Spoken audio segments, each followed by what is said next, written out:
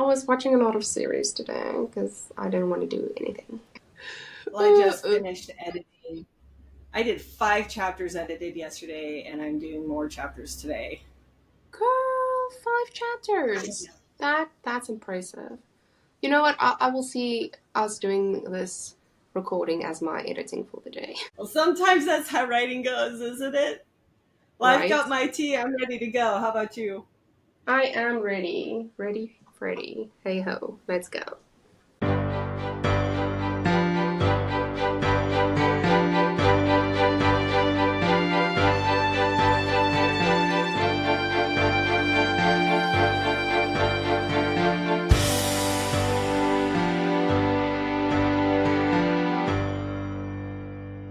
Hello, everybody, and welcome to episode 2 of Tea and Tales podcast. What's episode 2 about? Wait, what are we talking about today? I'm a writer. Ooh. Am I really a writer? Are you really? That is the question, isn't it? That is the real question. Sometimes we feel like we're not. But there's so many things that writers have in common. It doesn't matter which genre you are. You're going to be a writer who has pens and notebooks and files and finished projects and unfinished projects. But there's also things that are kind of specific to each of our genres that we do Oh, more than absolutely. others. I enjoy, going onto social media, my Instagram during the evenings and scrolling, like I think a lot of people do. And then, of course, there are specific things that do go trendy. And I don't know if you remember, Sarah, but there was this one thing where people were like, I'm a photographer. Of course I'm going to na. And I was like, oh my gosh, that is such fun. And we should definitely be doing that. So I decided that would be like a fun little, I almost want to say game for us to play today. Okay, Are you up for let's it? play. Are you up for it? I'm totally up for it. How Okay, about you I kick us dibs. off then? Give me an Yeah, example. I dibs romance, so you can't have that genre today. You can pick something else. Okay, I'll be fantasy today. Okay, I'm so glad. I'm glad we had this conversation. Okay, are you ready for this? Okay. I'm a romance writer.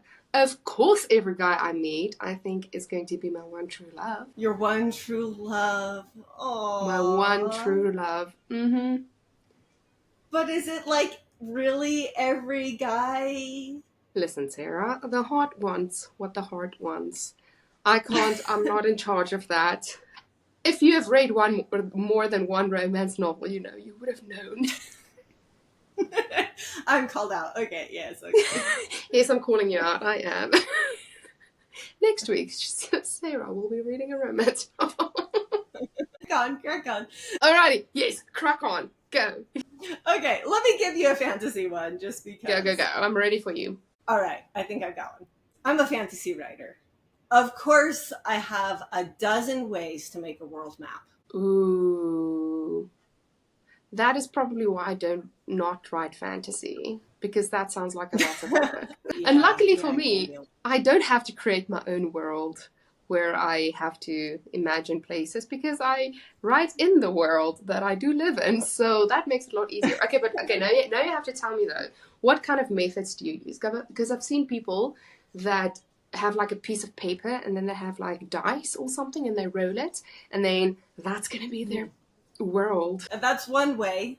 My favorite way is the marble method. Ooh, I have a okay. big jar of marbles of different sizes and different shapes, and then I'll just mix it all up, put it in the jar, put it on the ground, lift, and then scatter it, and that becomes my world. That becomes the different places.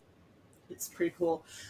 Oh, my wow. absolute favorite, though, is using the Asgard fantasy map. Yep. I think you actually showed it to me once. Doesn't it also like form into a globe, and then you can see like your whole country or planet or whatever in a globe? Yeah, it's a fantastic tool. I love it for both my sci-fi and my fantasy writing, because it can do the entire globe or just one landmass, depending on what you need. It takes a lot of the guesswork out of building a world. Yeah, we'll put the link of it down in the videos for everybody. Smart. Alrighty. Are you ready for my next one? Yes, I'm ready for another. Ooh, okay. I'm a romance writer. Of course, I'm going to see two people hate each other and assume they'll fall in love, especially when you have a hot new neighbor. A hot new neighbor. Mm.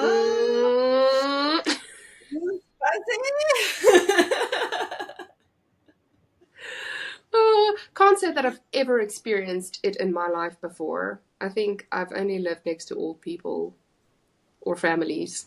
Doesn't really help me. No, that trope doesn't help you very much. I could actually see it working though as a military wife. I see a lot of these single military ladies move into new places every 3 years or so. I could see it. But I mean, my There's favorite some... part of it though is the enemies to lovers part. Like that is my jam.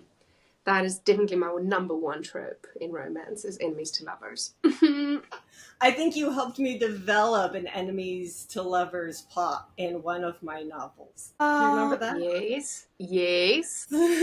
Probably because I just like bickering with people. I think that is one of my top qualities. I see it as a quality, not a disadvantage, is what I'm vibing with. Listen. It challenges people. It's good. It's all good. Keeps people on their toes, is what I'm saying. Exactly. Alrighty. Next, go.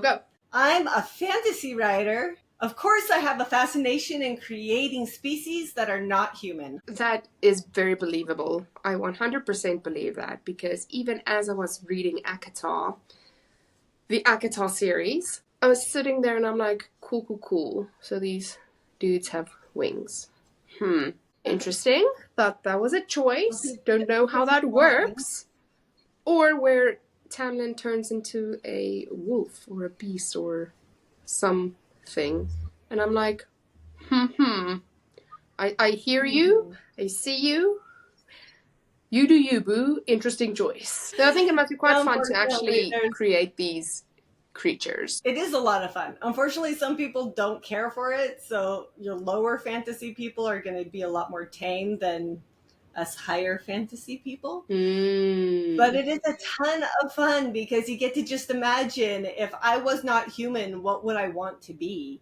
And you can create anything. A flapjack. Of course. There you go. If not, why not? That's what I'm saying. I love this one. Okay. I'm a romance writer. Okay. Of course, I'm releasing that breath I didn't know I was holding after sharing a lingering look with my crush. It gets worse though if you held your breath 5 pages ago and you're only releasing it now. And I was like, how's that medically possible? But cool. Shallow breathing in between, I guess. Or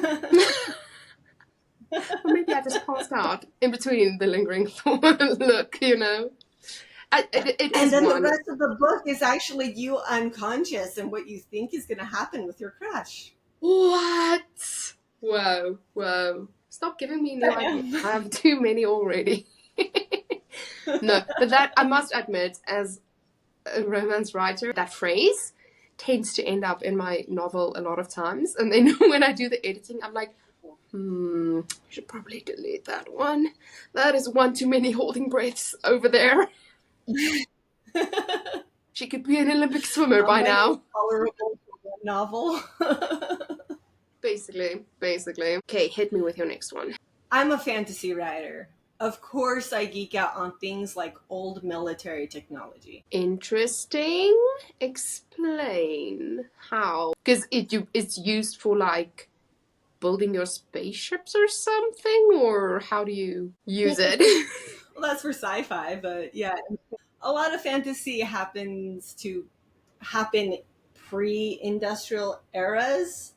And so if you want to bring in a feeling of authenticity, you have to research things that actually existed or could exist and roll it into your character. Oh, I see. That does make sense.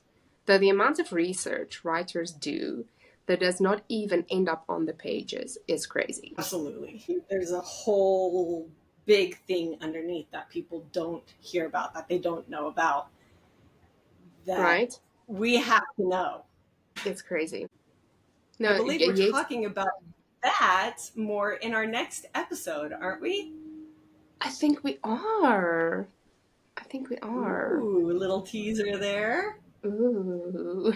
Alrighty, are we going to do one more each for this episode? Let's do one more. Yeah. Alrighty. I'm a romance writer.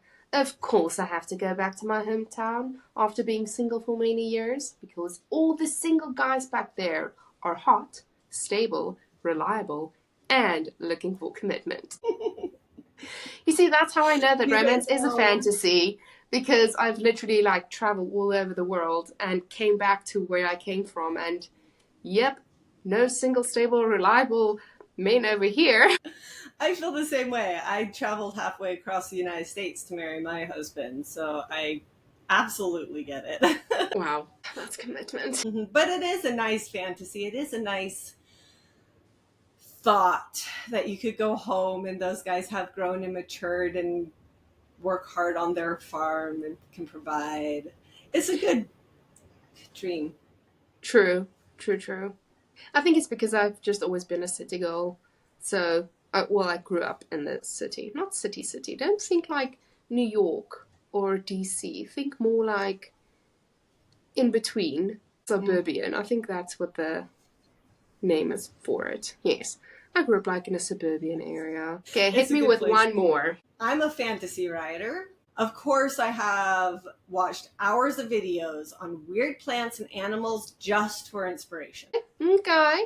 I can see how you would be doing that.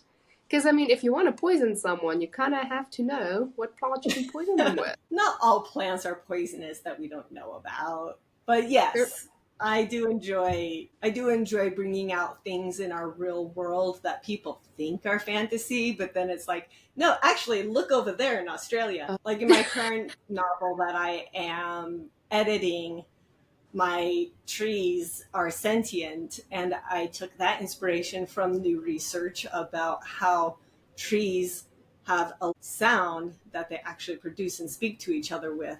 So I'm using that in the world as inspiration. It's a real world thing, and yet in my fantasy book, it doesn't feel like what we experience. Yeah.